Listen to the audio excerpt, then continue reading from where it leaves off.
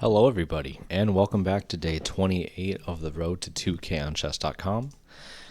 Today, we're sitting at 1825, and we are going to play an 1842 from the Philippines. We have had kind of an up and down series so far. We're at least back to, closer to where we started. I think we're about 50 points from where we started. And today we have d4, d5, knight to f6, or knight to f3. So a lot of times in this position, I just like to play knight to f6, and after c4, it's like we're transposing to a queen's gambit. So what I might shoot for today is I've been kind of wanting to try out the Slav. Now, I don't really understand the Slav. I haven't done much studying with it, but the idea is that the pawn structure ends up being very, very similar to what you get in the Caro-Kann. So here, I think in a lot of positions, you end up creating this like triangle setup, and this bishop stays bad, kind of like in the French for a while. So let's go ahead. Let's play e6. And according to the little opening database on the right side of my screen here, on the right side where it shows the moves, it typically shows your opening just above. It says we're in a semi-Slav defense. And with our opponent's bishop here, I think we might want to bring our bishop out and trade it off. And then if our opponent closes the position, we're going to go ahead and play queen back to d8. But instead, the opponent opts to bring their knight into the position. I am tempted here to just castle, because I don't see a good way into the position for our opponent. They play e3, solidifying their pawn chain. And e3 does almost allows for knight to h5, but the queen is seeing that square, so we don't want to blunder that just yet. If we bring our knight out into the position and our opponent drops their knight back or attacks our rook, I think we have to snap off their bishop, allow them to take. Queen takes, pawn takes, which then just leaves us down a piece in the position. So let's maybe play, in this case, knight to, or do we strike back with like b5? And here we see the issue with playing openings that you just simply don't know. It is a little bit of a crapshoot sometimes. This knight is really, really strong, it feels like, on e5. I really don't want to play knight back because this bishop is here.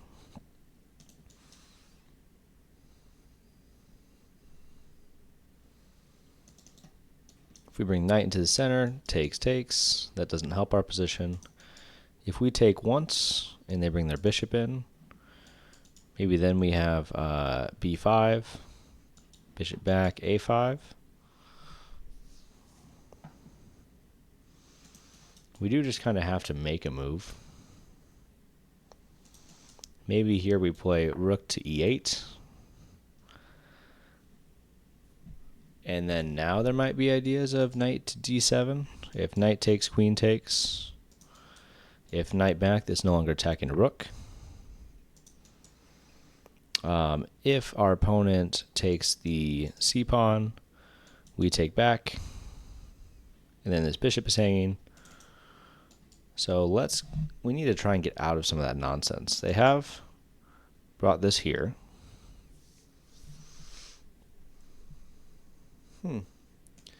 Maybe we play bishop back to c7. Just to get off of that square. So in the future, we might play bishop to e7 to avoid this kind of position. Our opponent snaps off in the center once. We're going to take back with the c-pawn. It looks like rook to c8 might be coming to take advantage of the recently opened position.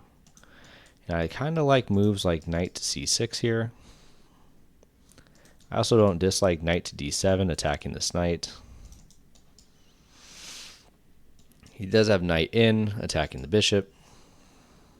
After knight in, we have a bishop check. And that actually looks pretty strong, because there's no good way to block, and our opponent would almost be forced back. Then we could even play like maybe queen to c7, putting a second attacker, rook over, knight out. But our opponent is definitely playing pretty nicely right now. We might even have ideas. Well, this light square bishop just stinks, so we do need to find some way to get it active. It might take some time to get there, but... And honestly, I'm also looking right now at just bishop a5 and trying to play like knight to e4. Couple ideas. Our opponent can always castle, which then ruins a lot of those plans.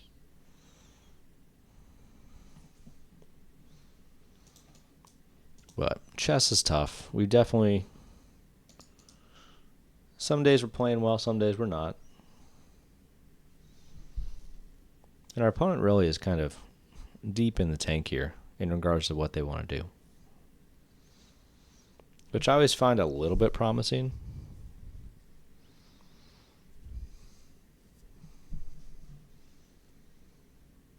If our opponent does anything else that doesn't protect against bishop to a5, I think that is going to be our move.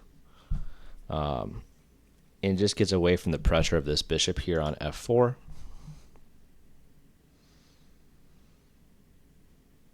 And then we don't really have to worry about the knight coming in yet because there's no way to defend these two squares. I'm a little curious if our opponent is looking at like queen to a4.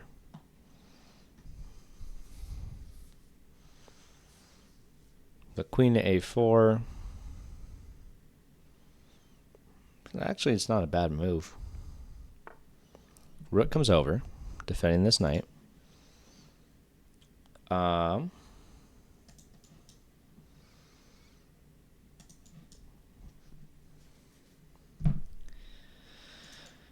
Bishop to a5. If castles, I don't know if it's worth it to snap off the piece. I think it might be, though. We're going to play bishop to a5. I want to get out of some of the nonsense with the discovered attack from the knight. We're going to take once. And our opponent takes back with the rook. We're going to play knight to e4, tempoing the rook.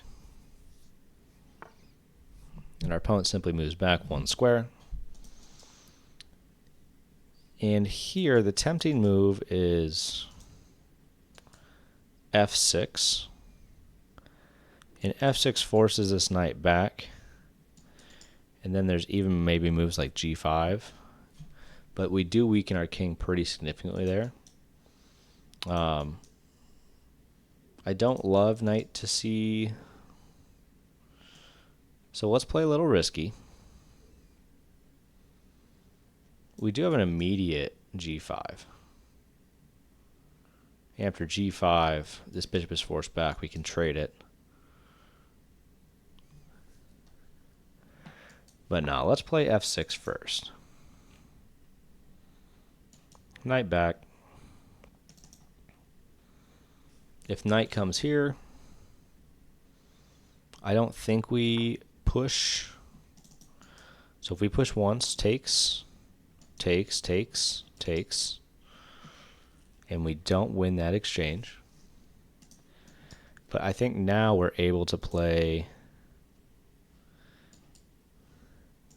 Let's start with knight to c6 for development's sake.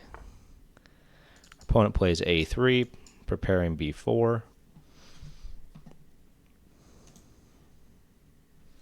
And now we do have pawn up. Pawn up takes, rook takes. Queen takes is at the end of that line.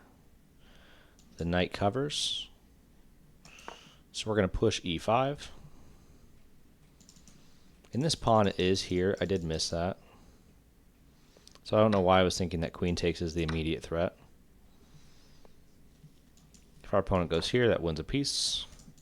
And to take pressure off of our center, let's take that bishop. I think our knight is not stronger than it. Here we might have moves like bishop to f5. I don't see any good reason not to play it. Our opponent comes into the position, threatening this pawn. That might have been the good reason. If we play bishop back,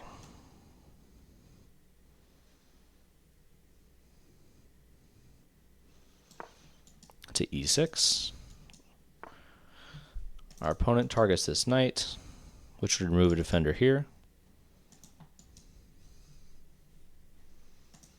If I come up one, the rook is forced to go back or come up. Bishop takes here, takes, queen takes. This pawn is hanging. So let's kick away this knight. Let it go anywhere. If we take once, bishop takes pawn.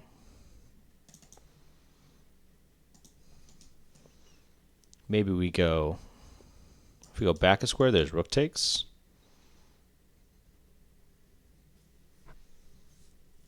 So how do we defend? We're going to bring our, if we bring our rook, knight takes, rook takes here. Man, we found ourselves in a bad spot, didn't we? Knight takes here, bishop takes rook.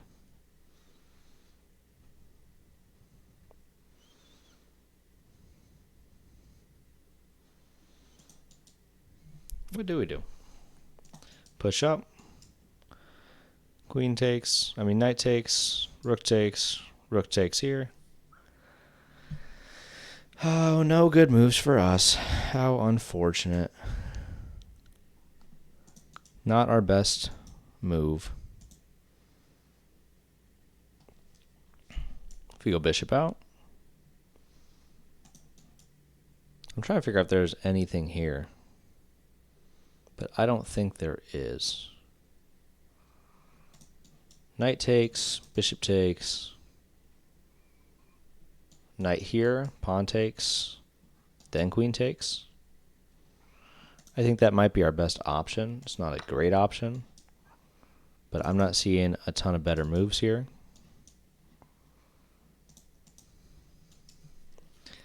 There's definitely an argument here for queen takes or even pawn takes to lock in the piece. Our opponent opts to go for neither. And in this position, if we give this check,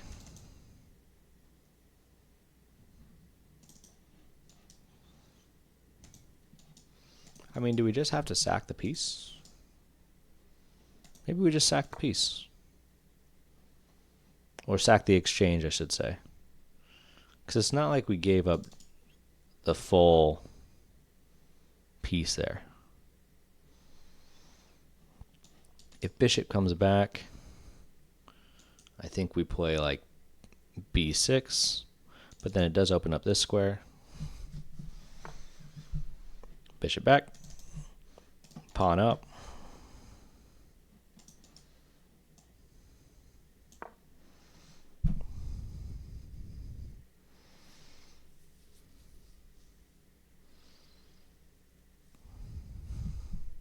We only have a minute 31. Our opponent obliges with the takes. If we go to queen takes, rook takes, queen takes, rook takes, bishop takes, it might not be the end of the world. This does alleviate a lot of our problems, and it does leave us a discovered attack. Is there a way to immediately punish it? I don't see it, so let's go knight captures d4. Being down the exchange, I do want to be mindful not to trade off too many pieces all at once.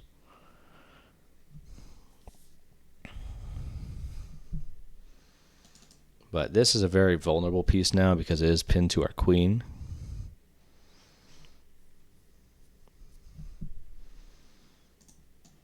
A lot of ideas here. Not a ton of them feel real great. If we go bishop here to defend the pawn,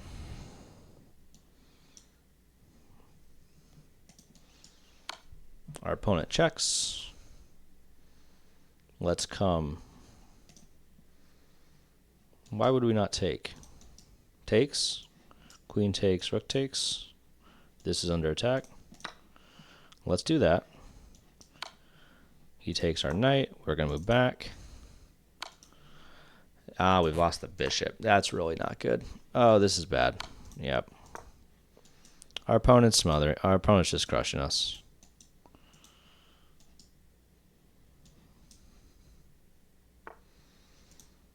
Our opponent opts to do this. There's a mate in one. Yep.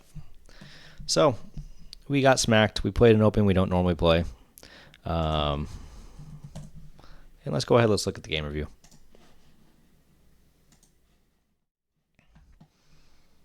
So our opponent played with an 88.6. Beautiful game by them. We played with a 74.5. After d4, d5, we ended up playing actually the correct moves. Now bishop to d6 was a mistake. We need to take this pawn in the future. I thought it's probably after d captures. It says the top move is immediate a4 or g3, which I don't think I see either one of those. I thought e4 is more sensible. But the engine says after b5 we're better. Our opponent left it. Knight to e5 was good. Castles was fine. And a lot of times it wants us to just keep playing for that pawn capture. After rook to e8, bishop e2, bishop c7, we're doing okay. I guess we're dead even. We did take with the wrong pawn. And we can kind of see here, opening our rook on this file where we moved it over is probably the much better idea versus our rook was kind of passive in the position. Bishop to a5 was wrong. It just says play knight to c6. But I thought after knight to c6, if they go takes, pawn takes, I guess the position's actually just fine for black. I don't know what I didn't like here, but that's just what happens, I suppose. Maybe I didn't like stuff like knight to b5. But I guess we can take the bishop. So, bishop takes, rook takes, knight to e4. We found the good square. f6 was good. Knight to c6 and e5. So we played the best three moves and we kind of held the equality in the position. And after we traded in the center, we had the wrong idea. I guess we shouldn't have taken the knight, but rather taken the time, taken the tempos, and developed our bishop, which makes a lot of sense. Really controlling those center squares. Bishop to f5 was wrong. I didn't even see rook to c5. And then we just kind of got pushed backwards. So after bishop to b5, maybe the best move here is rook to c8. Yeah, which protects the knight again.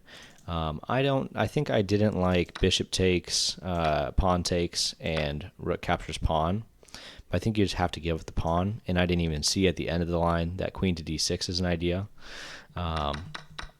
It's a lot of we didn't see today, which is quite unfortunate. So e4, knight to d4.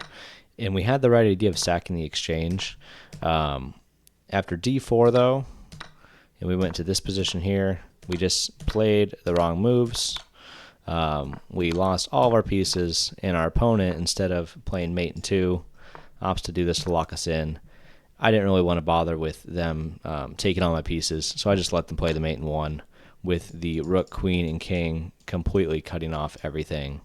And all my pieces are just completely ineffectual here. So we dropped to 18-17 after that game. A little bit of a tough one for us to swallow, but those are going to happen in the series. It's a tough loss, especially when your opponent plays a near perfect middle game. So thank you guys, everyone, for watching. If you enjoyed the content, like, comment, subscribe, and let me know what I can do to improve. And I will see you guys on the next episode.